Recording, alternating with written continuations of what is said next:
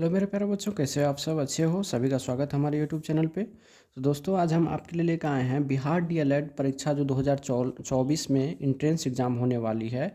उसके लिए हम जो है कुछ मैथ्स आपके लिए लेकर आए हैं जो आपको एकदम शॉर्ट तरीका के साथ हम लोग बताएंगे। ठीक है, तो चलिए स्टार्ट करते हैं। क्या कह रहा है, जो दो संख्याओं का लॉसा 225 है तथा उनका मौसा 5 है, तो यदि उनमें से एक संख्या 25 है तो दूसरी संख्या ज्ञात करें।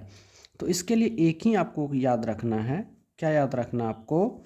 जो ऐसे करके याद रखना है, जो लॉस गुना मौस। ठीक है, लॉस गुना मौस बराबर पहली संख्या गुना क्या होगा,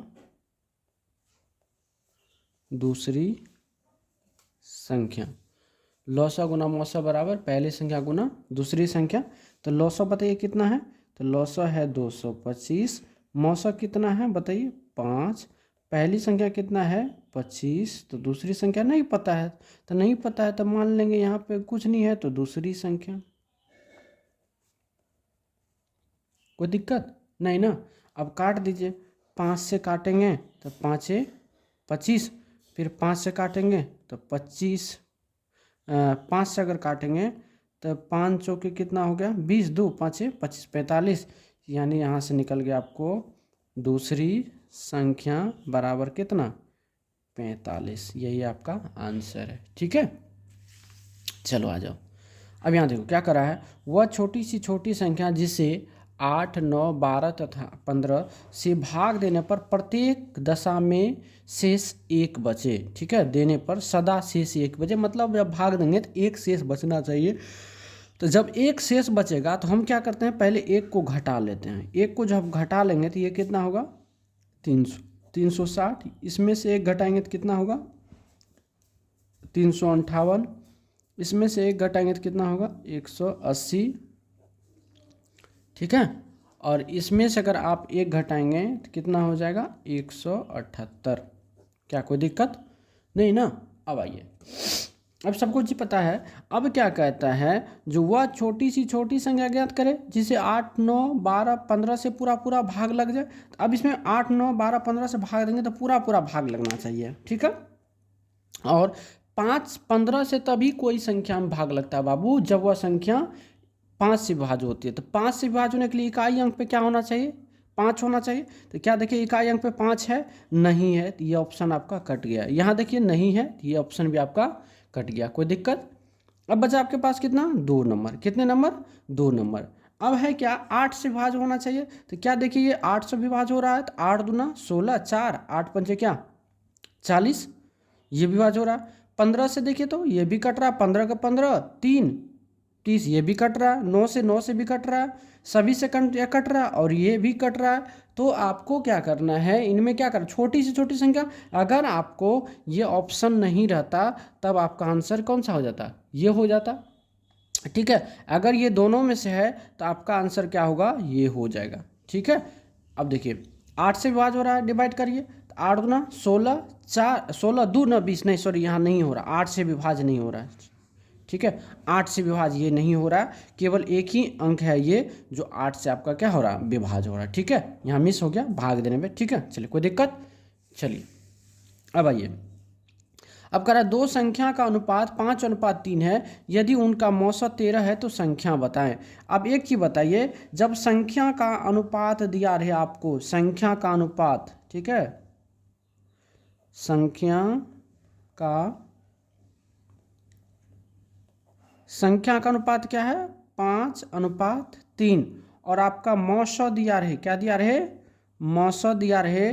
तो संख्या जो होता है बाबू, ये संख्या का जो होता है, इन दोनों में क्या करना? मौसा कितना दिया हुआ? 13 ना, मौसा है 13। दोनों को क्या करना है? गुना करके लिख दीजिए। तो 13 पचे कितना हो गया? 65। रेशियो हो गया 13 या कितना? 39। यही आपका आंसर हो गया। ठीक है, तो देखिए कहाँ है 65 और 39, कहाँ है? सी नंबर ऑप्शन में। ठीक है, चलो आ जाओ, अगला क्वेश्चन देखते हैं ना। अगला क्वेश्चन क्या कहता है, जो यदि किसी संख्या का 2/3 भाग 96 है तो उस संख्या का 3/4 भाग क्या होगा? तो डायरेक्ट चले निकालते हैं हम लोग। संख्या बराबर संख्या बराबर, तो कितना कर रहा है, किसी संख्या का 2/3 भाग। तो किसी संख्या नहीं पता है पता नहीं है, तो या ऐसे कर लेते हैं 96 का कितना पलट के कितना कर रहा है किसी संख्या का 2/3, इसको 3/2 कर दीजिए, 3/2 का कितना नहीं, ये आपका क्या निकल गया, संख्या निकल गया, का 3/4 मांग रहा है, का 3/4। देखिए 2 चौके 8, 12 8 96 हो गया कि नहीं। अब आइए, तो 3 3 9, तो 12 9 में कितना 108 होता है ना, 12 9 में 108, ये आपका निकल गया सी नंबर ऑप्शन। कैसे, तो ये भी देखिए, कह रहा किसी संख्या का 2/3 भाग कितना है 96 है, तो यहाँ से जब x निकालेंगे तो 96 गुना 3/2 हो गया। अब ये संख्या निकल गया, अब इस संख्या का कह रहा है 3/4 निकालिए, तो 4 दूना 8, तो 12 8 96, तो 12 नंबर कितना हो गया 108 हो गया कि नहीं, उतना ही निकला। चलिए अगला क्वेश्चन देखो बाबू, कह रहा है यदि किसी संख्या का 15% उस संख्या के 50% से 12 कम है, जब इसको सॉल्व करेंगे तो किसी संख्या का क्या करा है 35% उस संख्या के 50% से कितना कम हो गए, इधर हो गया 15%, लेकिन रियल में कितना कम है 12 कम है। तो जब बाबू 15% बराबर 12 है तो संख्या तो हमेशा 100% ही ना होगा, तो 12/15 गुना क्या करेंगे 100, 3 चौके 12, 3 5 15, 5 से काटेंगे 20, तो 20 चौके कितना हो गया 80, ये आपका आंसर हो गया। ठीक है, अब आ जाओ, करा किसी चुनाव में केवल 2 प्रत्याशी है, जिस प्रत्याशी को कुल पड़ने वाले वैध मतों का 62% मत मिला और वह 144 मतों का अधिक से जीत गया, यानी एक होता है विनर बाबू, एक होता है रनर। तो विनर को मिला कितना 62%, रनर को कितना मिला होगा बताइए 38% मिला होगा ना, तो 62 8 70 300 हो गया। अब ये दोनों में कितना सा हार जीत हुआ, तो 12 में से 8 गया 4, इधर बच गया 5 में से 3 गया 24% से। ठीक है, अब यहाँ पे दिया अब आपको 24% से हारा है, तो कितना से 24% से जीता है इनसे, तो कितने मतों से 144 मत से, तो 100% का वैल्यू कितना हो जाएगा, तो 24 6 के 144, 6 गुना 100 हो गया कितना 600। ठीक है, यही उसका क्या था वोट। तो जब भी वोट होता है ना बाबू, चुनाव होता है ना, तो 2 आदमी के बीच में होता है, एक या तो जीतता है, ये एक हारता है। तो जीतने वालों को 62% मिला, तो हारने वाले को 38% मिला, तो दोनों में कितना से हार जीत हुआ 24% मत से। लेकिन यहाँ मत कितना से हार, ये प्रतिशत मत में हारा, लेकिन मत कितना से 144 से, तो 24% वैल्यू 144 है, और वैध मत कितना होता है 100%, 100% वैल्यू कितना हुआ 600। कोई दिक्कत। अब अगला आ जाइए, अगला करें 4/5 को प्रतिशत में बदलिए। तो किसी भी संख्या को प्रतिशत में बदलने के लिए क्या करते हैं बताइए 100 से गुना करते हैं, तो 5 से काटेंगे तो कितना होगा 20, तो 20 से कितना हो गया 80%, ये आपका क्या हो गया उत्तर हो गया। ठीक है, बात समझ में आई।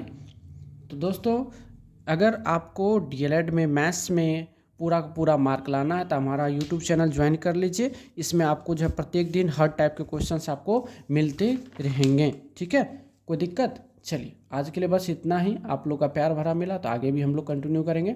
ठीक है, आज के लिए बस इतना ही, धन्यवाद।